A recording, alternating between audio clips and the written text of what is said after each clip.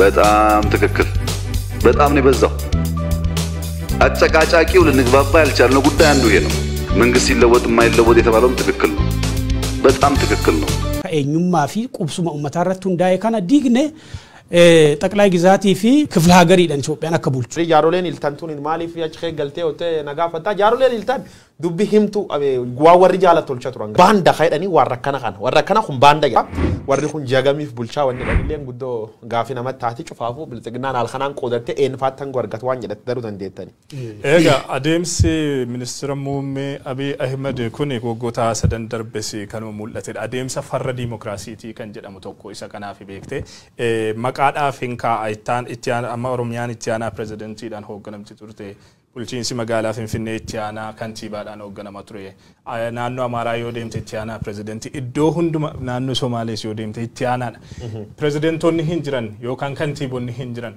ofii isaatii mataarraa asii gadi bulchaa jechuudhaan yeroo garagaraatti qeeqnee dhagahamaa ture kanaan dura yeroo bulchiinsa waggaa 3 darbe keessatti jechuudha amma immoo dhaabolee gurguddoo instituushinii akka biyyaatti biyyaaf murteessoo ta'an kan murteewwan jajjaboon irratti darban hedduu maal godhe waajjira ministeera muummee jalatti of jalatti akka hoogganamanidha kan inni godhe kun maalidha highly centralized ta'uudha kan inni mul'isu bulchiinsi nama kanaa jechuudha aangoo olaanaan biyyatti guutummaan guutuutti harka isaa jala akka galu godheeti kan inni jiru monopolize godheeti kan inni jiru adeemsi power centralization kun immoo farra dimokiraasiiti dimokiraasiin kan inni ittiin beekamu decentralization of power'idha aangoon ni qoqqoodama beekte sirna dimokiraasii sirna dimokiraasii keessatti kan Abiyyii Ahmed kun adeemsi inni ittiin deemaa jiru ammoo farra dimokiraasii ta'uu isaati gam tokkoon kan inni argisiisu jechuudhaan qeeqnee garaagaraan dhagahamaa jira. Sirni kun authoritarian yookiin abbootii irree sirna mootummaa akka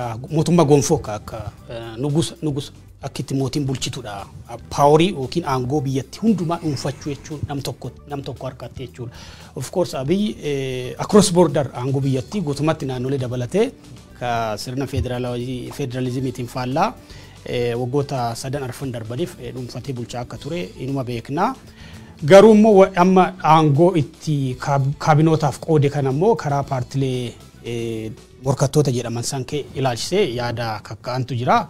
Tokkoffaa paartileen Itoophiyaa keessatti filannoo keessatti hirmaatan filannoo sobaasan keessattuu paartilee hedduudha. Lakkoofsan qaban by the way.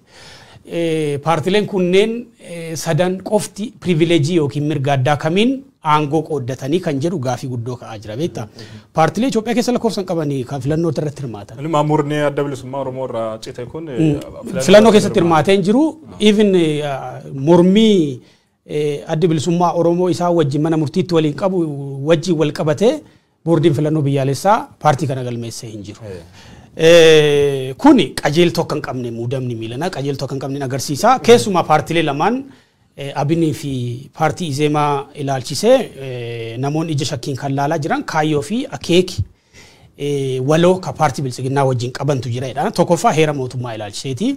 Paartileen lamaan yeroo irra deddeebiidhaan heerri keessumaa Abiyyii heerri amma Itoophiyaan ittiin bulaa jirtu uummata Amaaraa bakka hin bu'u heera kanarraa gaafii qabna yeroo garaagaraatti uummata kakaasanii waltajjii garaagaraa qopheessanii waa'ee heera Itoophiyaadhaa mari'ataa turan waa'ee sirna federaalawaa lammeessoo Izeemaan Finfinnee keessaa dabalatee bakkeewwan garaagaraatti yeroo duulana filadhaa gaggeessu yoo nu filattaan heera Itoophiyaa amma jiru kana hin diignaa hin balleessinaa hin tarsaafnaa kanaaf Izeemaa filadhaa jedhaa turanii sirna federaalawaa amma jirullee sirna federaalawaa sabdaneessa ka eenyummaa fi qubsuma ummataarratti hundaa'e kana diigne ጠቅላይ ግዛቲ ፊ ክፍለ ሀገር ይደን ኢትዮጵያን አከቡልቹ ጂኦግራፊካሊ ስርነ ፌደራላዋ ኢትዮጵያ ከጫሴፈሙ ኢዜማን ዱላ ወደራን ጭነጋ ገሳ ቱረ ካናፍ ፓርቲሌን ሴራ ኢትዮጵያቲ አማን ሄራ ኢትዮጵያ መጅሩት አማን አክት ሚሴንሳ ሞቱማ ተኡ ደንደው አክት ቡልቺንሳ ኢትዮጵያዳ ሴራ አማ ሄር ኢትዮጵያ መጅሩ it will be a red line ተውቀባ ሞቱማዳፍ ኡመታፍለ ካኩ ሰነዳ ካኩ ቢየቲ ኡመቲ ቢየቲ ወጎት ሶዶማ ወሊ መለቴሰን ኢቲን ቡላ ጅራኒዳ ቃምኒ ሄራ ከነቲ አመነምነ ስርና ፌደራላዋ ሄራ ከነረት ኢጃረት አመነ አክሚት ጫሳ ሞቱማ ከሰ ሰኔ ሆገና ከንጀዱ ጋፊ ጉዳቱ ከአጅራ ዋን ከና ወጂ ወልፋለሱሞ warrumti kaleessa waltajjii garaagaraa irratti heerri kun diigamuu qaba sirni federaalawaa Itoophiyaa amma jiru kuni faallaa ummataati faallaa tokkummaa biyya kanaati jedhan maqaa heera Itoophiyaatiin yoo kakatan waltajjii kakuu raawwatan sanarratti inni Dr. Biraanuu Naggaa በኢትዮጵያ ህገ መንግስት jedhamite akkas jedheeti yoo kakuu raawwatu heera mootummaatiif ummata Itoophiyaatiif amanamaa ta'ee tajaajiluudhaaf jedhee walii gala.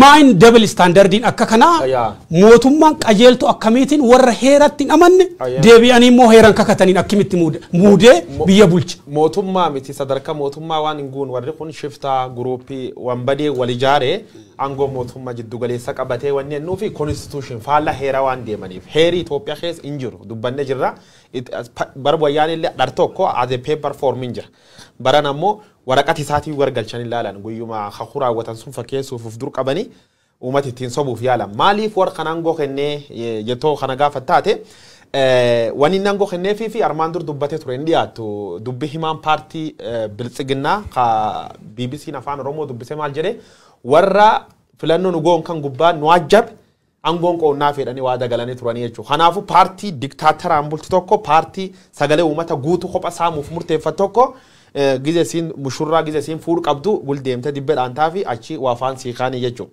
Aalii warri itti shoomamsu warri jaaroleen iltantuun maaliif achi galtee ootee nagaafattaa jaaroleen iltan dubbi himtu guwaa warri jaalatu tolcha turan gad baanii qabsaa'ota Oromoo fa dinaawus godhu gad baanii shaniidhanii dhaabum kalee qabsaaniif abaaru xawal waalummaan siyaasa Itoophiyaa keessatti wani Itoophiyaa ballees wani Itoophiyaan biyyin taaneef wani Itoophiyaan sadarkaa Itoophiyaan wagga 300 dura akkanum turte ammallee wani isin injijjiiramneef step tokko dura deemna lamduuba deebis siyaasaan isii akkas ikoonomiin isii akkas maal sadarkaa kanaan ga'ee nu jette namoota akka Biraanuu Naggaa fa'aa jechuudha namoota amma abaawutan keessa caccabanii baankan jechuudha.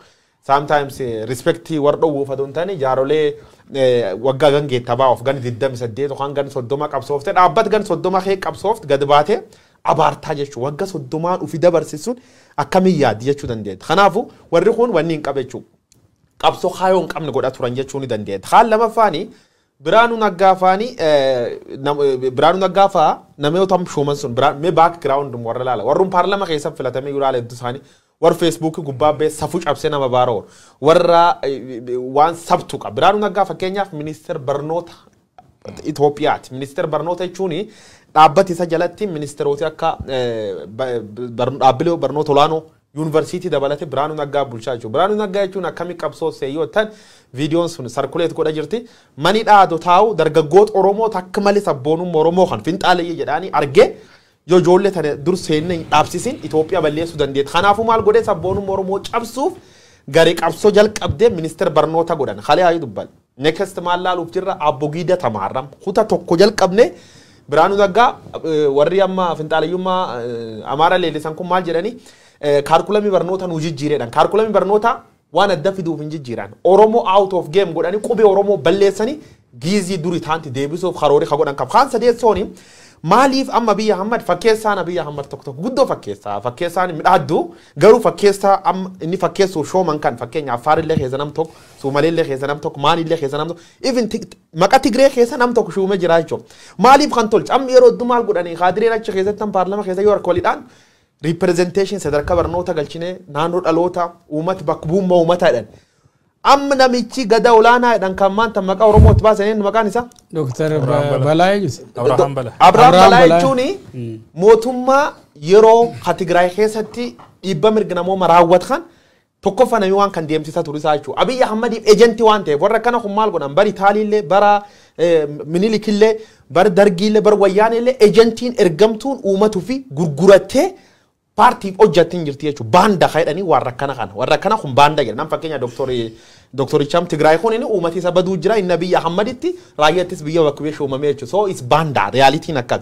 Halammeessuu ammoo warroota akka Oromoo keessa bakka buusan kan Afaar keessa bakka buusan kan maal Afaarii hojjeta aangoo waan tokko hin qabdu jechuudha. Abiyyi ammoo politika ofii midhaafachuuf maal godha?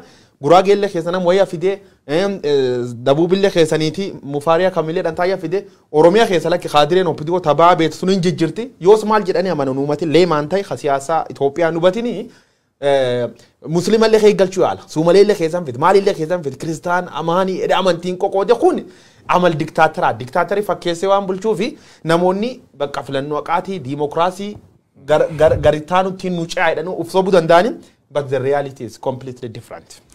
Qabxileen ijoon muudama kanaan wal qabatanii kaa jiran akkuma Abrahaamis silas kaaste namoonni yookaan qaamoleen sirna heera biyyattiitiif bitamoo hin taane sirna heera biyyattii diiguu sirna federaalizimii biyyattii diiguudhaaf yeroo hunda dhama'an tattaafatanii akkamittiin waardiyyaa heera mootummaa ta'uu deebi'anii heera mootummaa ta'anii deebi'anii kan isaan dhufuudhaaf danda'anii kan jedhu qabxii ijoo qaamoleen garaagaraa irratti yaada kennaa jiranidha.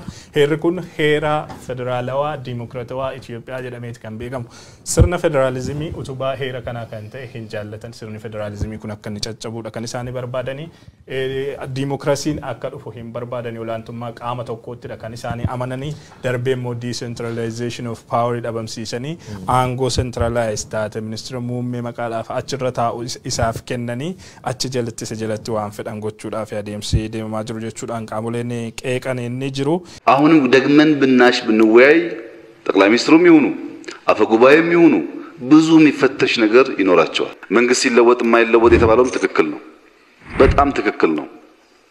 ፕሮፌሽናል ተቋም ያስፈልገናል።